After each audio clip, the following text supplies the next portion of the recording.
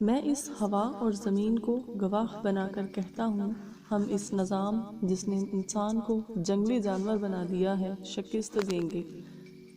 ہمیں ریاست میں موجودہ شیاطین سے ڈرنا نہیں بلکہ ان کے خلاف کھڑا ہونا چاہیے۔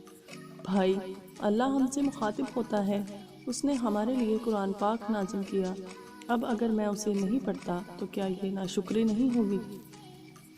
جب آپ اپنی دولت دوسروں پر خرچ کریں گے تو یہ زیادہ بھی ہوگی اور اس میں برکت بھی ہوگی۔ جہاں انصاف نہ ہو وہاں امن نہیں ہوتا۔ انصاف کے لیے اکیلے لڑنا پوری دنیا کا سلطان بننے سے بہتر ہے۔ اور سب اللہ کی رسی کو مضبوطی سے تھام لو اور تفرقے میں نہ پڑو۔ جب مسلمان اس آیت کو پیروی نہیں کرتے تو بکھر جاتے ہیں۔ اگر تم نے اپنے دشمن کے قبضے میں اپنا وطن ہی نہیں بلکہ ایک پتھر کا ٹکڑا بھی رہنے دیا تو مصائب ہمارا مقدر ہوں گے۔ اگر اصول پر ہو تو ڈٹ جاؤ، اگر انا پر ہو تو پیچھے ہٹ جاؤ۔ بعض اوقات شر اصل میں خیر اور خیر اصل میں شر ہوتا ہے۔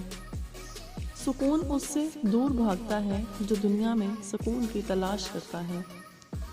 تعلیم ایک قوم کی خوشحالی کے لیے مضبوط ترین بنیاد ہے۔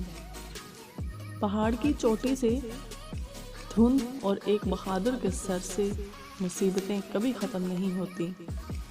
اگر ہم سمندر بھی بن جائیں گے تو تمام دریا ہماری طرف بہیں گے۔